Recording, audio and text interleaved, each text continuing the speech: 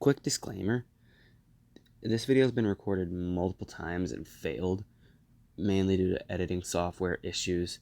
I tried to get this out on Easter because that was Huniecam's 5-year anniversary, which I'll still put in the video. But I'll also say that it was recorded, I tried to record it on that day. I still need to see about everything that goes on. I'll edit out this part if it works. If not, then that's tough. So yeah, hope you enjoy. Being known as primarily a Smash player to people that know me on Twitter, it took for me to reveal personally that I loved the Huniepop franchise by this banner I made myself.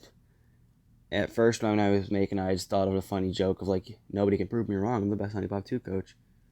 And then I kind of realized that why hide that I liked the game.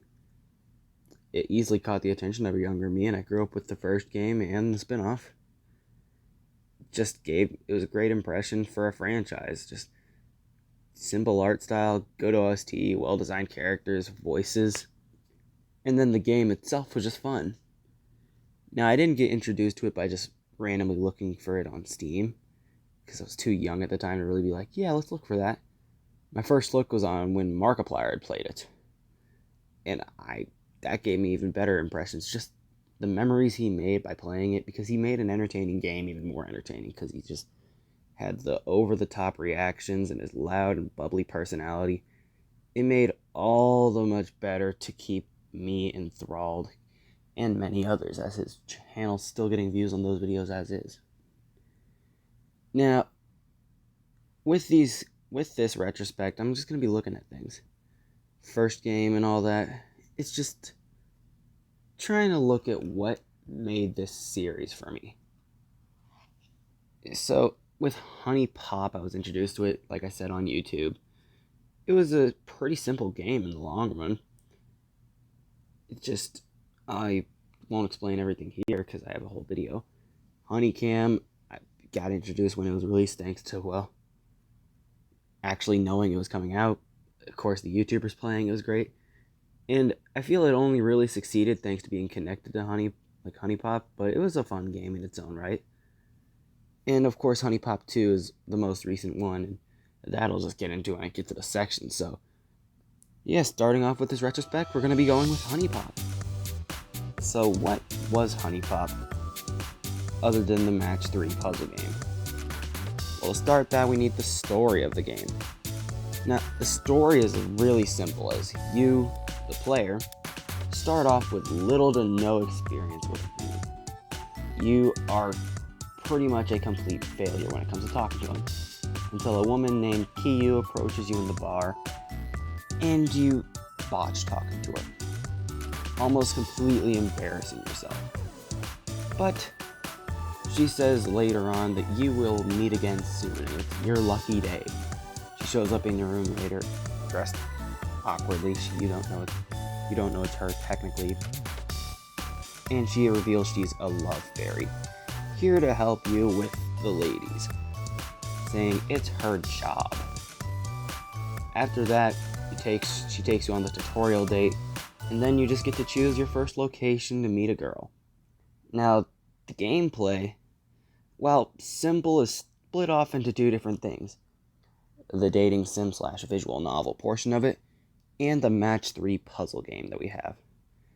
Now, starting things off with the Match 3 puzzles, you have to worry about these things. The tokens. It shows every type of token except for the Broken Heart tokens, and I'll explain what they all do. Joy tokens, when matched 3 or 4 more at a time, give you extra moves. These moves are required on a date, and the only way you can fail a date is by running out of moves. Sentiment, I'll be skipping through the normal ones for now, but sentiment gives you sentiment. You're allowed to give the girls date gifts when you get this stuff. Date gifts have each its own unique effect on a date. Passion tokens add a bit more affection that you'd gain every time you make a match, to fill up the affection gauge, which is what wins you a date. Then talent, flirtation, romance, and sexuality are the favorite personality traits of certain girls in the game. Each one has their own favorite and least favorite. Now, the date gifts.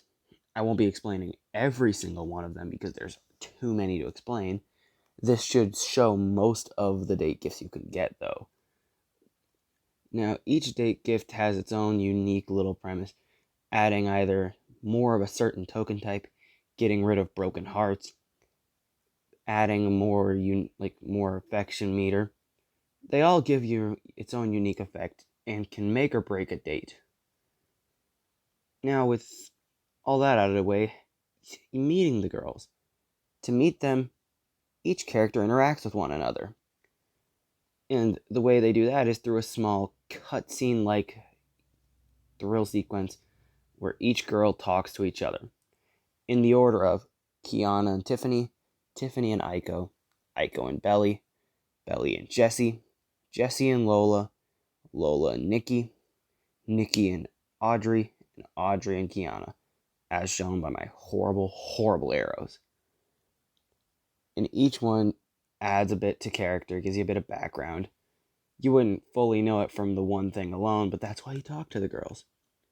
That's kind of the whole point of the game. And of course, this just gives you an early opinion. Now, none of these are my own. I'll have my own at the end for these two lists, but this is just a quick little show that the community is very keen on which one's the best. Now, similar to Alpharad's rule of no game is a good game without a fishing minigame, I've made my own little thing, which is music. Of course, that's great, but the design and the graphics of a game. It makes a huge part in almost every single game, except for like the reading games. I don't know what the actual genre is called, but still. And in a game where you're supposed to be dating cute girls, well, I mean, you have to make the girls look cute. You have to make them good. And they did this well. They gave each girl a unique design.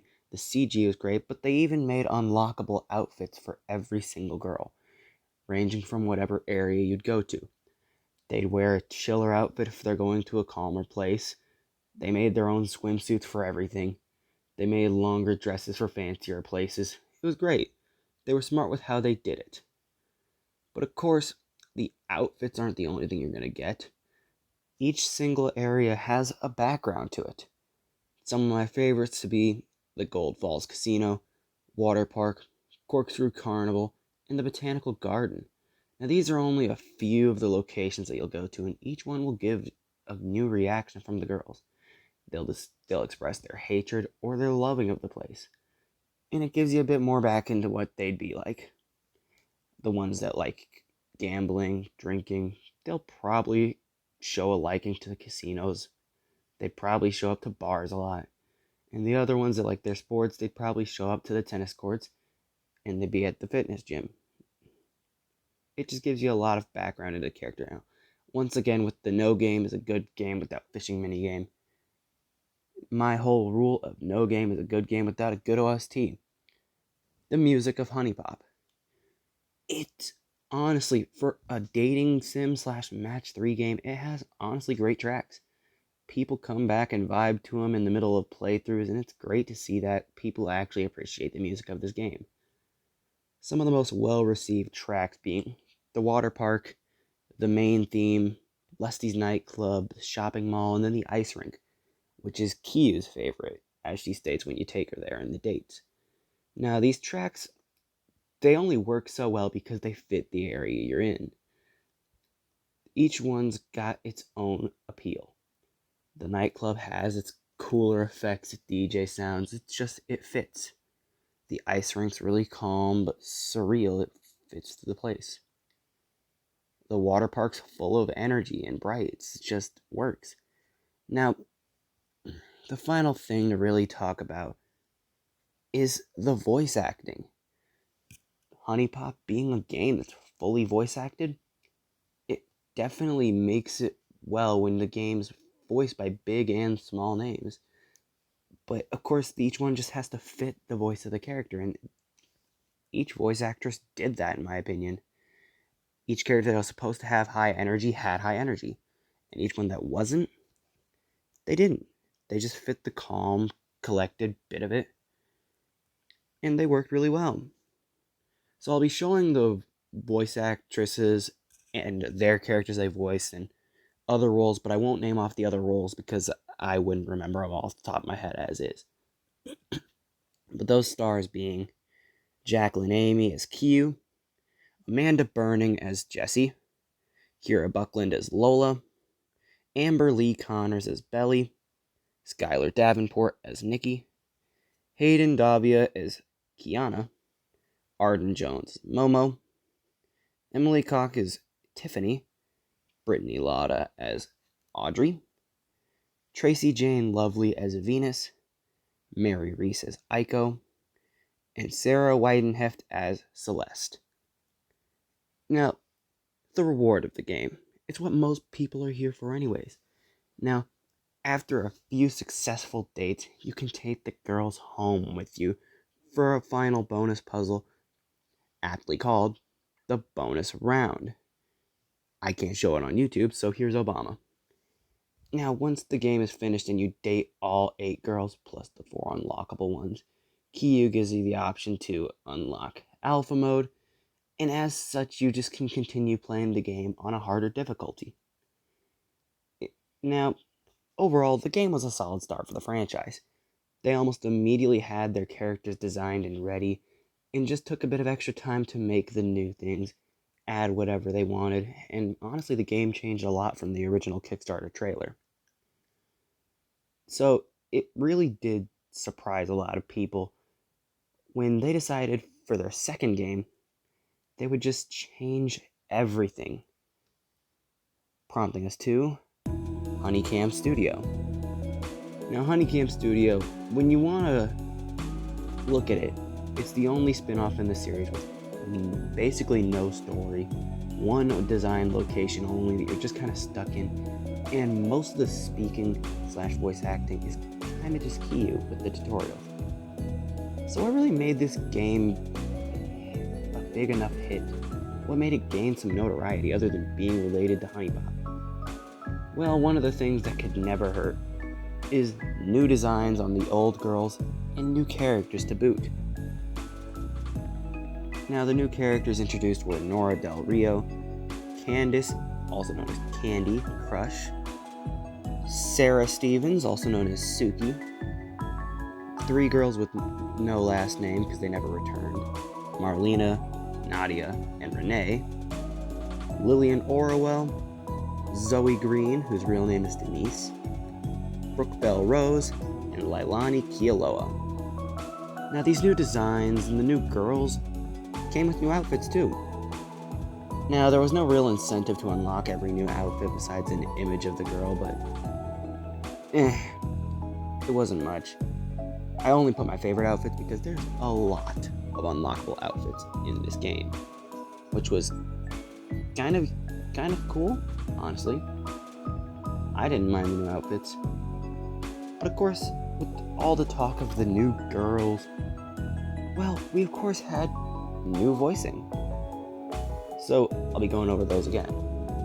Jacqueline Amy returns for Kiyu, Amanda Burning returns for Jessie, Samantha Brenmore came in as Nora, Kira Buckland returned for Lola, Amber Lee Connors returned for Belly but also made the voices of Candice and Sarah, Skylar Davenport returned for Nikki, Hayden Davia returned for Kiana, Miranda Govin came in for Marlena, Mel Gorsha came for Nadia, Arden Jones returned, but as Lillian and Zoe this time, not Momo. Emily Koch returned for Tiffany, Brittany Lotta returned for Audrey and gave the voice for Brooke Bell Rose. Michaela Laws showed up for the voice of Renee, Mary Reese returned for Aiko, and then Sarah Weidenheft came back, but for a new voice, being Lailani. Now, as stated, if the disclaimer even stayed in the video, when I was trying to upload the video, including my original recording, the first one I did was on Huniepop's 5th year anniversary, which was on Easter. It's insane to think it's been out for 5 years, but I guess that's just how much time they took to make the second game. Now, the gameplay.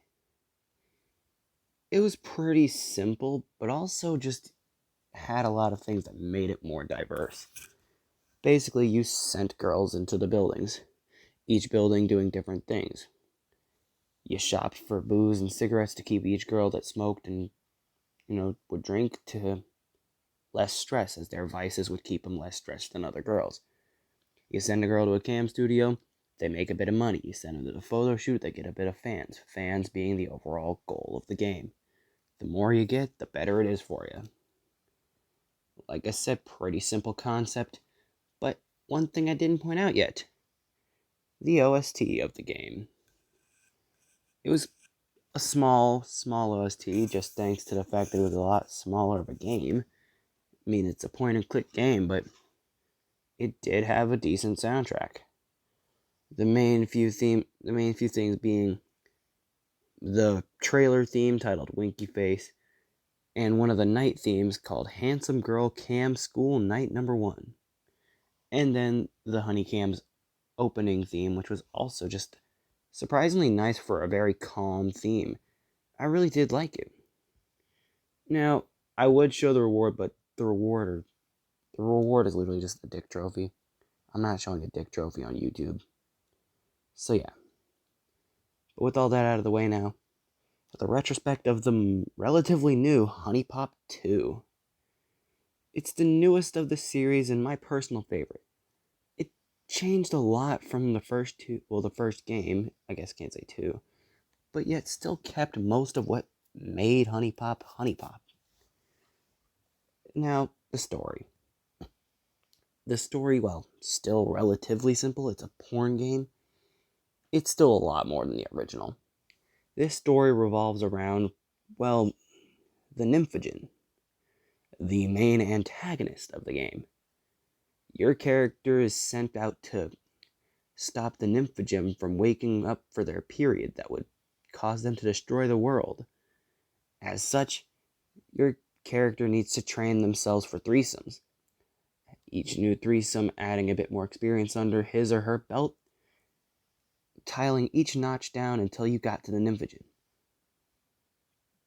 So, of course, you go to a new place called Ina de Puna, where Kiyu sets you free to discover the new pairs of girls. Now, speaking of pairs, the pairs of the game. Aptly showed here, each new pair gave a different dynamic on the new girls you would meet, and the two returning characters from the original game.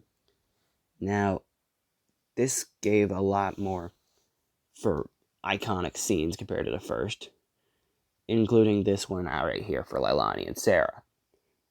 Many people have laughed because it is a great scene, especially with how it's voiced. Now, before we get back into the gameplay of it, because it's just the same thing, tokens.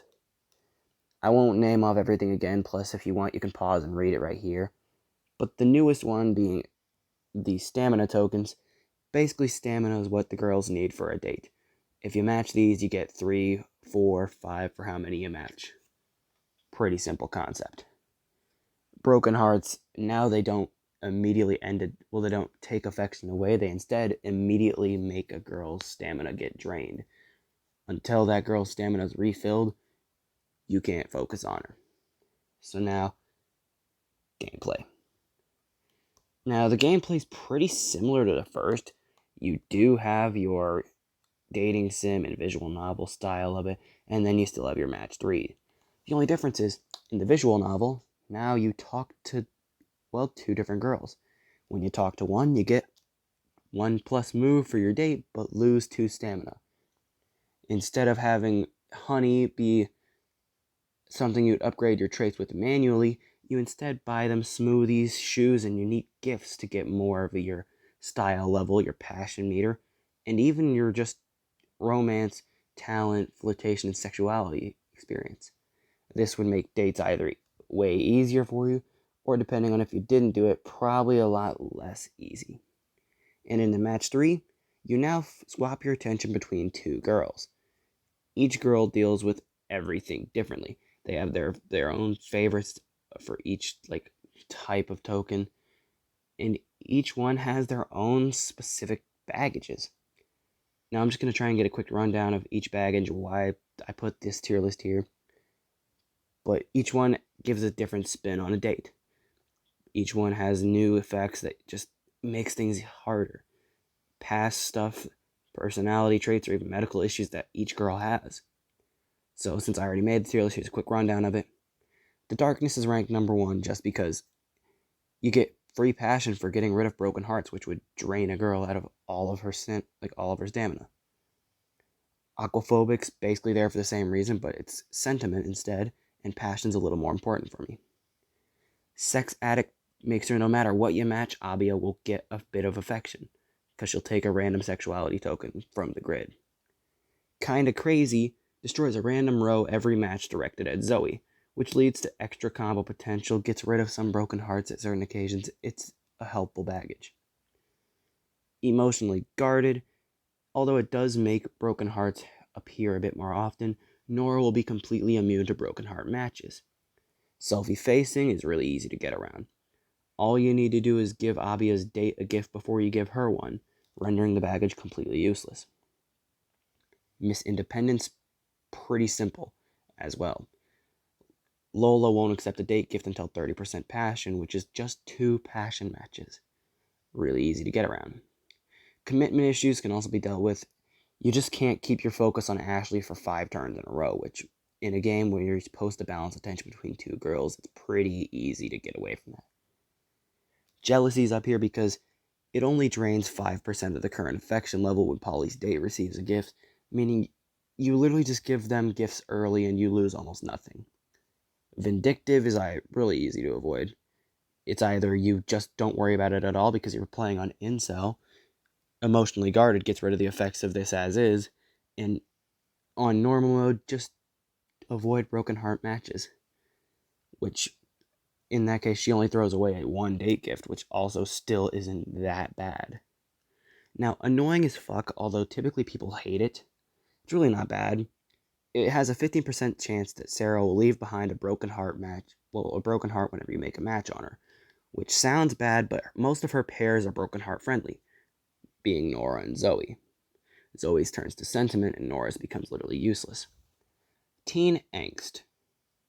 Teen Angst reduces a move whenever a joy token match is directed at Lillian, which is easy to avoid by just not matching a matter.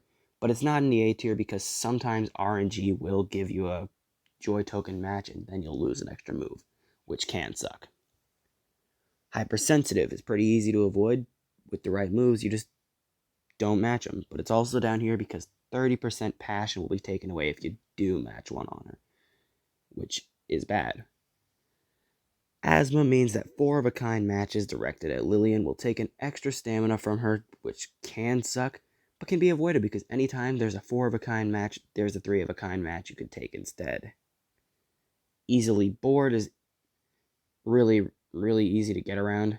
Just don't match you can't match the same token type matches twice in a row, which it's only down here because it can suck, because there could be big matches from the same token type, and then you just can't do that.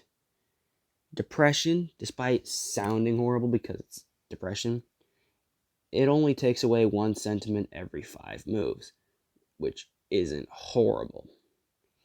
Allergies, it's a bit of a hassle. You can't use flower or candle date gifts because of Ashley's allergies, and flowers consume most token types on there, and candles add more of that certain token type, so it sucks a bit. Drama Queen, you just avoid matching broken hearts, then you keep all your sentiment. Sheepish, it sucks because you can't use hygiene or sex toy date gifts because Leilani's too embarrassed, but at the same time you are allowed for more plushies or more of other date gifts, and those are a lot more helpful typically. One Pump Chump makes it to where Abia will squirt out half of her sentiment when a 4-of-a-kind match is directed at her, which could be a hassle since sentiment is important, which is why this one's that low. Brand Loyalist means no cosmetic date gifts, which typically give extra moves or sentiment, which makes dates a little bit harder by limiting these date gifts. Intellectually Challenged takes an extra move every 4-of-a-kind match instead of extra stamina because Candace takes an extra move to figure it out, meaning that you can't give big matches to Candace, which can suck because she's very helpful in that case. Low self-esteem makes it to where power tokens that aren't romance are completely useless, romance being Leilani's favorite type, meaning you can only use power tokens for Leilani's romance tokens. Gold Digger means every time that Brooke's date receives a gift, she will take a move away for herself, meaning that sometimes you will just lose an extra move for using a gift. Expensive Tastes makes it to where Brooke won't allow plushy date gifts or souvenirs because she views those as cheap, which, like I said, plushies are really helpful. Old Fashioned makes it to where you cannot use a sexuality match directed towards Leilani for 15 moves in a row, which is her least favorite token type in the first place, but RNG will screw you quite often. Busted Vag makes it to where Jessie won't feel sexuality matches at all unless they're 4 of a kind, which is as bad as it sounds, because sexuality is typically a good match at Jessie. Attention Whore gives a 20% chance that Sarah will take the attention from her date before a move is made towards them, which sucks because the stamina is still used on her date, meaning that you can exhaust her date by trying to give her a move and Sarah would take it away anyways. And it also means that certain things like stamina matches and their favorite token type matches will be taken away from her, just because Sarah's here. Emphysema gives a 15% chance that Jessie won't recover a stamina just because of her smoking taking over, which is as bad as it sounds since stamina is so important.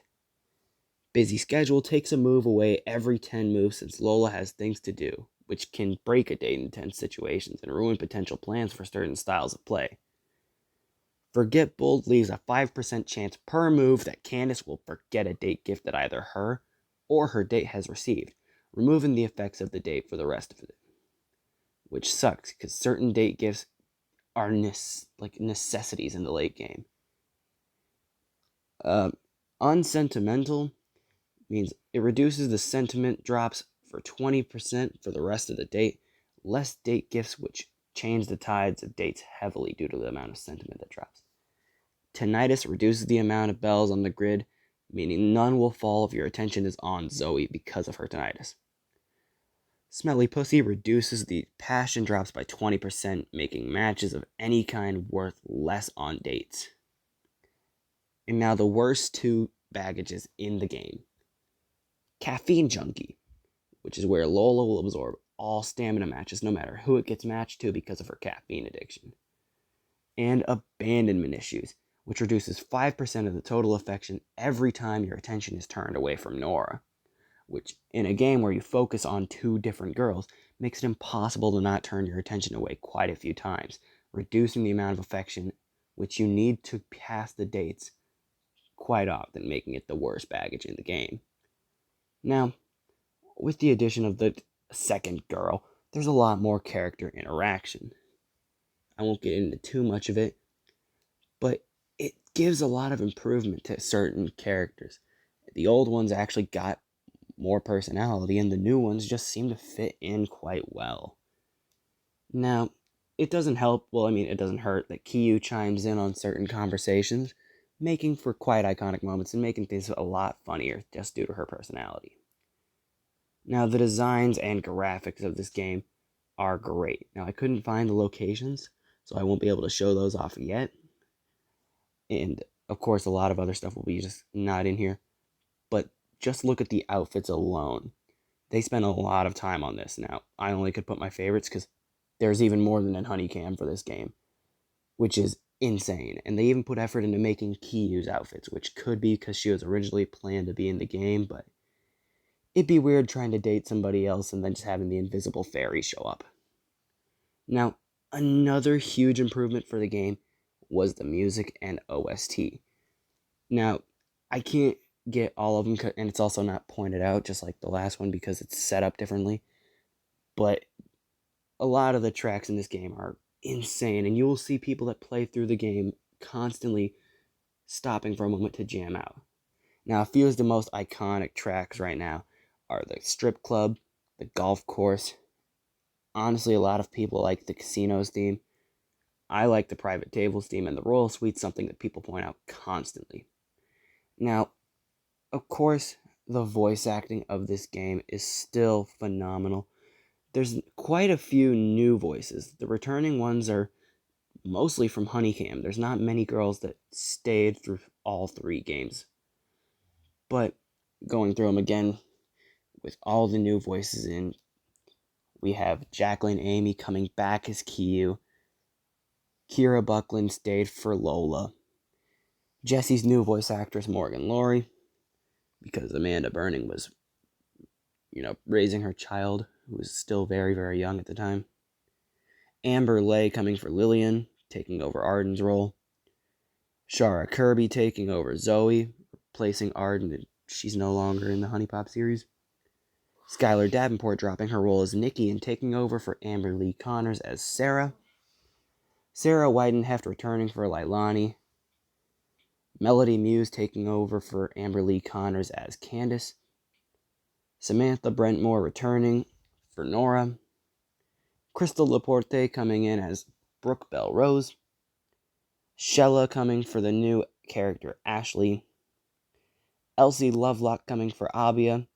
And she was having way too much fun with Abia, I'm just going to say it now. It was hilarious.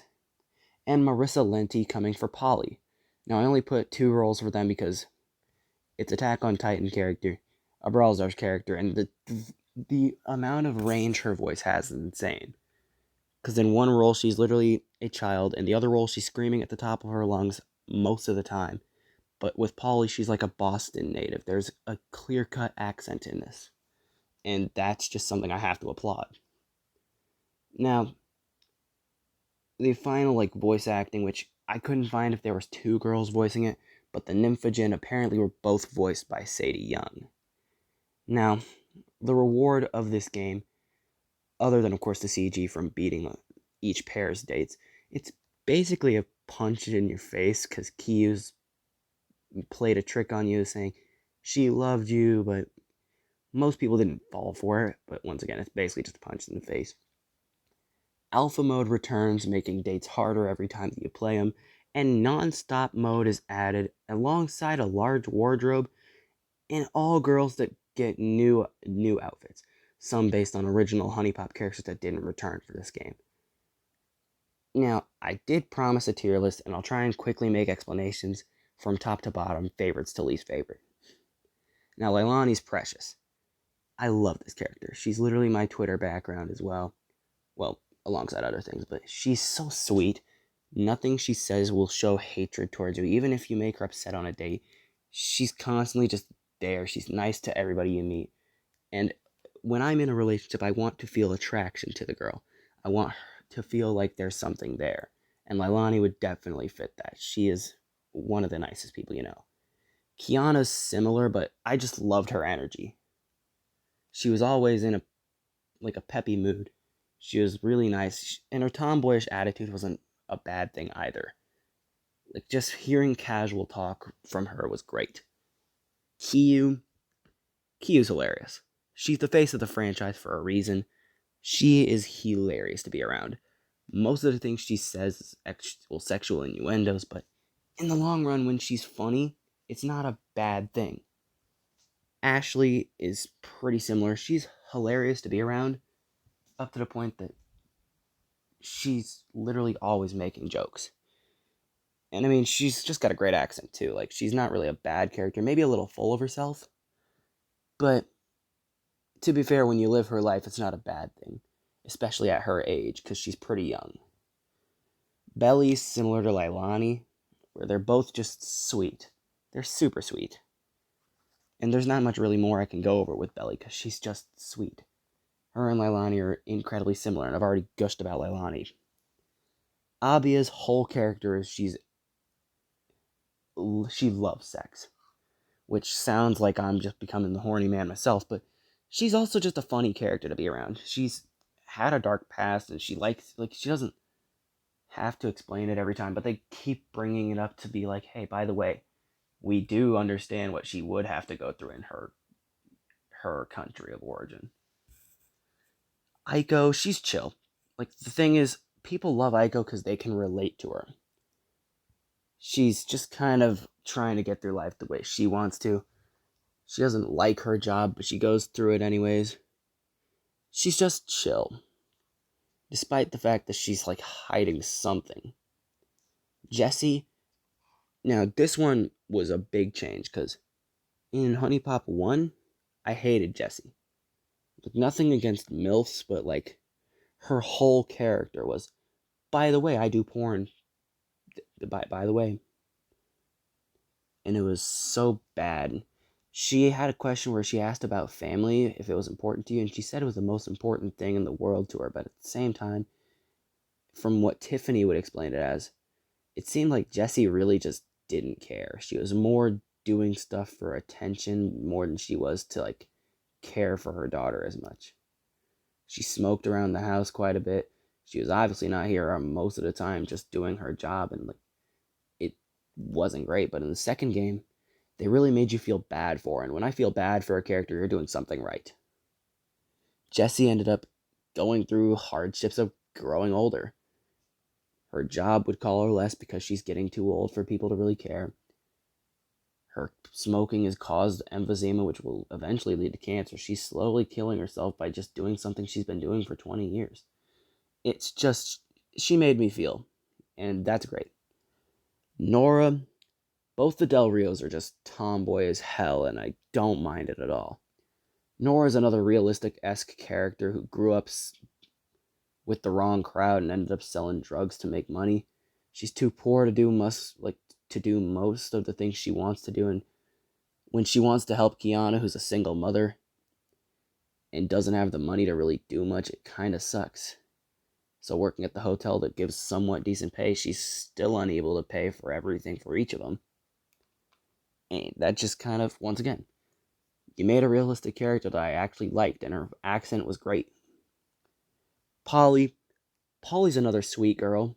She's just looking for the right man. She's probably a little too ready to be a married woman, but at the same time, I feel that like she deserves somebody nice. Oh, and once again, I loved her accent. She was so nice about things, but at the same time, she does have the whole full of herself a bit. But that's just, once again, when you're living her lifestyle, it kind of happens. Tiffany is overall just a meh character, but when I don't really have bad things I can say about her, yeah, because I can give a bad thing about most of the characters below her. Tiffany, it's just, she's fine. Like, she was really nice, so, I mean, in the long run, there's no real bad thing. Candace is another case of sweet, but Candace is just stupid. And of course, once again, she has a similar thing to Jessie, where her whole character is just, I have sex a lot. Only difference is she's a stripper, so, like, it's even worse. Like, one of her lines in the game was straight up asking if you've ever had STDs, and when you ask her, she says she'd had syphilis, gonorrhea, and chlamydia. Which is very reassuring in a game where you're supposed to be having threesomes. But, like, at the same time, she's sweet. You can tell she's actually really nice in her support conversations with Leilani. Like, she does understand things, but she is still incredibly dumb. Zoe was meh. I used to, like, completely hate her because she was just so robotic. But then I started hearing more of what she had to say. She was honestly kind of nice. I didn't have that much bad afterwards. She's just unique in her own special way, and I can't hate her for that. Lola's pretty simple. She's still similar to her original Huniepop 1 form. She's very hardworking, and I respect her for it. And, like, what she's doing is incredibly respectable in both real life and game standards.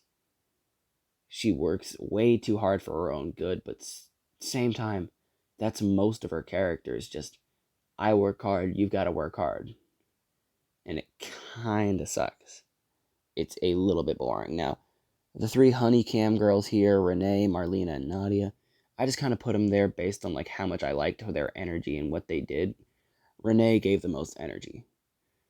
She was just a blast to listen to. Celeste, she was an incredibly meh character. Like, a lot of people liked her just because alien girl, but, like, nah, not really into aliens. And she was super boring. And her voice just also stood out to me. It sounded a lot more compressed than most of the others. And her space-themed questions, I preferred Venus's questions about the other girls, and I didn't like Venus very much, as you can see on the tier list. Sarah, now Sarah's not the lowest ranked Huniepop 2 girl for me, for one reason and one reason only. And it's that she's nice. She has energy. She's young and nice, and like, yeah, I'll go with everybody else here. She is incredibly annoying. But the one difference that makes her higher than Lillian and Brooke for me is I can handle annoying. I've lived with four siblings, multiple pets, and my friends, well, and of course just stupid high school life. Stupid life in general. People can be dumb. But annoying, it's a bit more dealable when it's a nice annoying, not just the ignorance of people choosing to be ignorant. Down to the D tier. So many Huniepop fans are going to hate me for this, but Audrey. I don't like her. It's like I said with Leilani. I like to feel attracted to my partner and feel an attraction back. Audrey would not make me feel that at all. She's always bringing you down as a player, even if you win dates, even if you're doing good. It's also just, I don't like bitches that much. And Audrey is like the pure definition of a bitch. Up to the point that it's her whole thing being the mega bitch. Like, I think she's higher than Lillian just because she's at least funny. Like, I like her energy. She doesn't kill the mood every time she walks into a room. Which is exactly what brings us to Lillian. I hate her. I'm not like a big titty goth girlfriend. I love this character. And when she kills the mood every time she walks into the room, I cannot. And she's similar to Audrey in the I'm not feeling connection. She's pretty bitchy. But at least with Audrey, I'm not hearing, wouldn't it be cool if I, like, died every 5 fucking seconds? So yeah, that's why she's lower.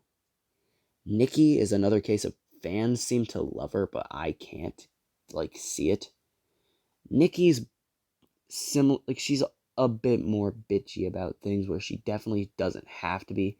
And I get it, she's pretty, like, against people, but Nora's against people, literally saying it's best to just stay away from them. But at least Nora isn't a complete and utter bitch about it. And if she is, I don't know. Maybe it's just the way she's, like, been around. She talks a bit differently, but Nikki was also just so boring. And she seemed to just reject everything in, like, 5 seconds. Up to the point that your first meeting with her is her being just like, look, I know what you're doing, but I don't care. Leave me alone. It's like, give people a chance. I don't like people that much, but I give them a chance to talk. Now, the final 3, Venus. It could be because she was literally introduced just as a final challenge character, but she was very boring to me. Like, incredibly boring. Her questions were nice, and I liked those, but otherwise, she was just boring. And then she's incredibly full of herself, like, even more than Ashley. And once again, she's a goddess. I get it. But, jeez, it's another character that you're just not going to feel any attraction to, any connection at all. Which is the exact opposite in the case of Momo. But Momo is... ugh. Like, when I was younger, I don't know why, but I truly did really like this character. But now, I'm looking at it and I just can't. Like, her and Sarah are the only 2 characters that make me visibly cringe when they show up on screen. But Momo's only ahead of Brooke because, like, she's nice. She's just way too young. It makes you feel like you're dating a little kid, and I can't. Wrapping that through my head is just, ugh. I don't like it. But once again, she at least cares for you, which is complete opposite of Brooke. Brooke is a hard-working, the complete opposite of a housewife. She goes away from her husband at any chance. But there goes the problem. You would never feel an attraction to Brooke. Like, I don't care if, well, I'm just here for the sex, so it's okay. Like, I don't, I don't care if that's all you're here for. Brooke is still just intolerable, insufferable. She's so money hungry that the only reason she married her husband was for the 9-figure bank account. Like, she has a few funny lines, but every character does. Even Lillian. And that's considering it's Lillian, who's literally just death at every corner because I want to die. But just, with Brooke, I just cannot. And hell, she's like, I'm only in sugar relationships just because it's the pure transactional matter of it. I pay and I get what I want. Which, yeah, sounds simple enough, sounds great, but I cannot. I'm sorry. Now, with all that, thank you for watching if you did. If you came from my Twitter post, which I doubt many will, thanks. It's weird, but thanks. And if you just kind of showed up, I'm sorry for wasting 46 minutes of your life, or however long this is.